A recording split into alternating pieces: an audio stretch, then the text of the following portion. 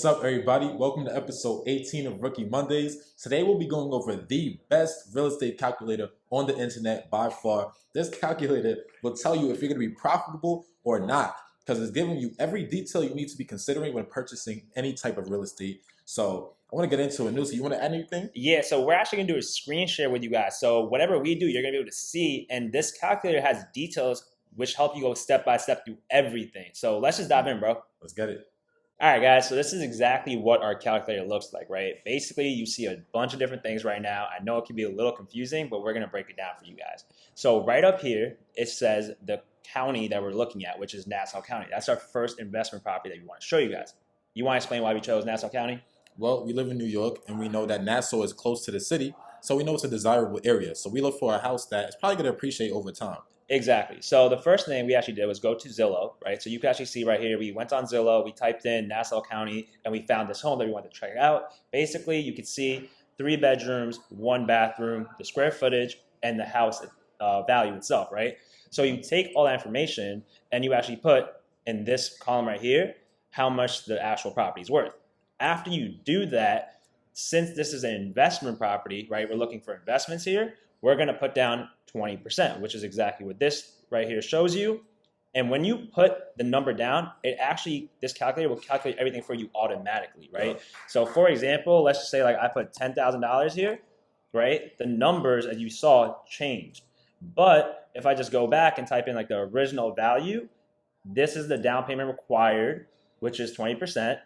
Closing costs, as we know, range from what, 3% to 6%? Yep, 3 to 6%. That's over here as well. And then the total amount that you need comes out in this one, which is about like $98,000.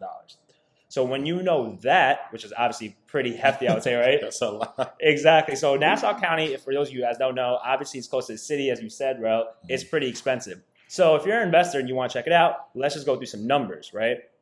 Well, based on the area, based on the surrounding, we found out the revenue per month that we could charge was about $3,800, right? Based on everything that we found. Yeah. Now, when you scroll down, this is where everything gets really interesting. Expenses. So this calculator literally is breaking down step by step all the expenses you need to look at. Yeah, because I know when people go ahead and try to be investors in real estate, they don't consider these expenses. Like people think, oh, I'm getting $3,000 in rent and my mortgage is $1,000, so I cash flow $2,000. No, you have to consider everything we have here for you. So we got to tell them about everything here, bro. Exactly. So let's just talk about the first one, right? You got yard care. So basically all the lawn mowing and stuff that goes on. Based on all the information that we found online, it was $55 per month. Now you have snow removal. It snows in New York, right? So we calculated how much that would be, but it doesn't snow all year round. So it's about like $33 per month around. You got garbage, so basically all the different garbage, that's like what, Tuesdays and Thursdays, depending on which area you're in, that's included as well. And then this is the cool part, right? Gas and electricity. You want to explain that? Yeah, you don't even have to pay for that. Actually, you put that on your tenants. That's all included in their rent bill. Exactly. So that's the good part about this stuff. Water and sewer, this is stuff that you would pay yourself right now. Obviously, this is all information that you're able to actually talk to your realtor about, talk to your property management team about, or actually you could go and just check out the local listings online and see what's going on. Then you have HOA fees. So we have something right up here, actually. This is something that you could check out if you forget what any of this means. It literally is going to give you things to remember. So if we go to HOA fees right down here, it's basically saying what this means. So homeowner association. You want to explain that as well? Yeah, so you're going to have to pay this in addition to what you pay for your mortgage, right? So certain areas have HOA fees, and it covers maintaining things like your lobbies, your patios, landscaping, just things to make your house still look good. You know, your HOA fees cover that in certain areas. Exactly. So some areas have it, some areas don't. And this one, it's actually zero according to Zillow. And it actually online over here, it lets you know everything. So if you like scroll down really quickly, and this is stuff that we want to show you guys, if you guys scroll down and just check out everything that's going on, monthly cost, this area will tell you if HOA fees are there. Obviously, it says NA, meaning that it doesn't apply in this condition. So let's just continue with this example. You have HOA fees of zeros. Now repair costs. So as you can tell over here, we have about like 5%, right? But the rule of thumb, we've actually broken everything down for you guys. Repair cost is between 5 to 15% of the rent price, right? Now, repair cost, why are you asking 5 to 15, the large range? You want to explain that? Yeah, because it depends on the condition of your property. If you're getting an older property, you probably want to go towards the 15% range. Anywhere closer to there. Newer properties, stick with the 5 because you probably won't have to come out of pocket for rent money as much. Exactly. And repair cost versus capital expenditure, the only difference is capital expenditure is like big fixes, like a roof, for example, right? Yeah. But repair cost could be like a toilet, something small, or like a cabinet broke, something very little that you could just put money towards.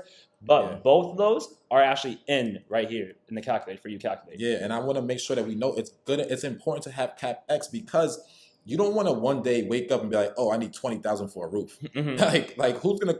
You have to plan for that over time. So you need to take some of this rent money, which is where we're getting these numbers from, and put aside some for your CapEx, just in case that roof goes bad. Let's say 15 years from now, you've been saving up over time for it. Exactly. So when you have that down, the next number is property management team. So if you're an investor, right, and you value time, you probably don't want to be checking out the property all the time and going towards yourself and saying, hey, I want to check on the tenants. I want to collect all my rent. If something happens to the property, they have to call you.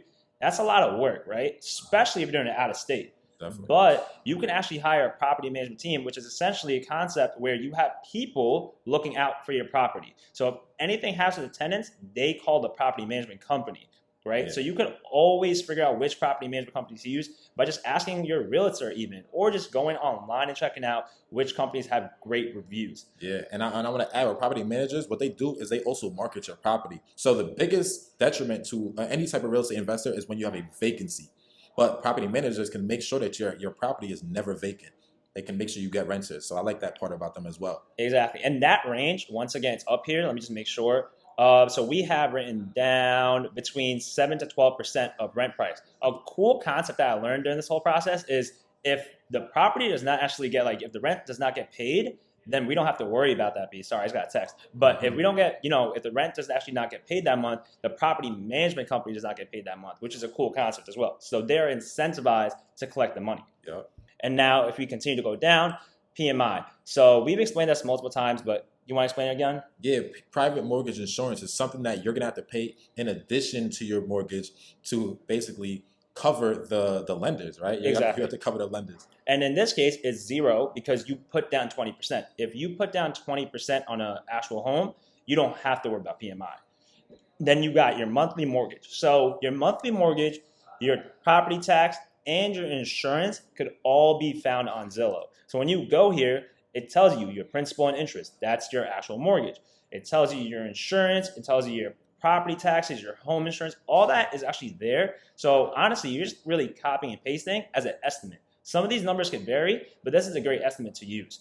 So when you put that there, it's great. Now, vacancy. You explained this earlier really quick, but just one more time. Yeah, vacancy is when no one's in your property. And so guess what? They're supposed to be paying you rent money so you can pay your mortgage. If you're not getting that rent money, you have to cover all of that. Now you're paying your mortgage for where you're currently living and for your investment property. Terrible. Exactly. And that's why you have to calculate this, right? So we actually have between 3 to 10% of rent price. We always say do the 10% just because you want to be on the safer side of things, right? You want to calculate that. But after you do all that, this, which is in the yellow, is going to say how much are your total expenses for that month, right? And then right away, you'll be able to see if you're cash flowing, which is if you're making money on that property on a monthly basis. If this is red, we've done everything we could to make it very obvious, but if this is red, that means you're not cash flowing, right? So this would be a property that you're most likely not going to do if you're looking for cash flow. Then you have cash on cash return. So we have numbers here, but do you want to explain that too? Yeah, it's how much money you're making on the money that you've invested. All right, and it looks like you're negative on this. Exactly. And for those of you guys who are wondering, remember, this is all calculated for you. So when you put numbers in, it's going to automatically pop up. You can see right here, everything is done for you guys, right? And essentially, if you actually scroll up here, cash on cash return, this is once again defined for you. Everything over here is defined for you guys just in case you guys forget what everything means. And then you have 50% rule. So essentially, if you scroll up here, this is explained. The 50% rule in real estate is that investors should expect a property's operating expenses to be roughly 50% of its gross income. So this number right? You want your property expense to be 50% less. If it's more than 50, that's not a good look. It's not a good sign. So in this case, this property is a check. So far you have 2 no's and 1 yes. The 1% rule, once again, it's over here, right? The revenue divided by the total property value, and you want this number to be more than 1%. And I got a hack for everybody. The 1% rule you could do right away Mm-hmm. without even having to go through all these numbers. Good properties pass the 1% rule, which means that when you take your rent and you divide it by the price of the house, it should be over 1%. Exactly. And in this case, it's not, right? Yeah, and if I saw that, I wouldn't even do all these calculations. Right off the bat. And that's really smart to say, actually. And then the cap rate. So this sometimes gets really confusing, but once again, we have it right here for you guys, right? The capitalization rate is the rate of return on an investment property based on the income that the property is expected to actually generate for you. So you want this number to be actually between 8 to 12%. In this case, Rel, is it a good percentage? Definitely not. Yo, I love cap rate. It's actually my favorite estimate right here. You know why? Because when you consider like cash on cash, it considers, how much money you put down. Mm-hmm. Cap rate will compare houses to say which one is really the best investment. Like it doesn't consider who put down what. Mm-hmm. Cap rate is the best way to compare properties. So look for cap rates between 8 to 12%. You know you have a good house on your hands. Yep, that's perfectly said. So if you were someone that was doing this, would you actually invest in this house? Absolutely not. Same. I wouldn't either. And that's why this calculator is super helpful. So all my people who are looking for real estate, investments, even if you want to do a residential property, this calculator is helpful for you. In this case, it only passed 1 metric. So these are the metrics that you want to look at right here. That's why it's a different color. And if it only passes 1 metric, that's bad, right? Now what we're going to do is show you a metric that's actually, or an example, I should say, that's really good.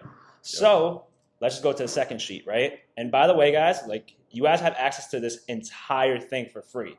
Oh, yeah. What did I say again? For how much? For free. Oh, all right. wow. So make sure you guys are liking, subscribing, and commenting on the video, and hitting that notification bell because we drop 2 videos a week. and you don't want to miss them. All right. So let's just continue with this now. Now this property is in Albany, New York, right? The reason why we chose Albany, New York is because it's big with college, right? Obviously, we said we're from New York, and Albany is a big school over here. Big party school over there. Yeah, exactly. You know what it is, man. All right, so let's just think about this, right? Once again, the same process. We went, we checked out the property, we found something that we liked, right? And the best part is this address, what you do is you take the address, right? Go on Google and see the distance from the university. Because in this example, as investors, we want to rent this out to college students, right? So you can tell it's an 11-minute drive from the campus, right? It's around the highway and it has multiple different food areas around it. So it's actually a good property, right? Now that you know that, all you gotta do is put in the numbers. Once again, we know the price of the actual home. So as soon as we put that in, we're good. And then we know exactly how much we're actually having to put down because it calculates, once again, the 20%. And we saw that the property had a little bit of damage to it, so we even threw in that optional repair cost at the beginning, right? So we said we're gonna put $10,000 towards repairs right off purchase price, right? Exactly. And the beauty behind it is, you know this is $129,000, but if you put money, right, to fix the property will appreciate. That's why that $10,000 comes in handy.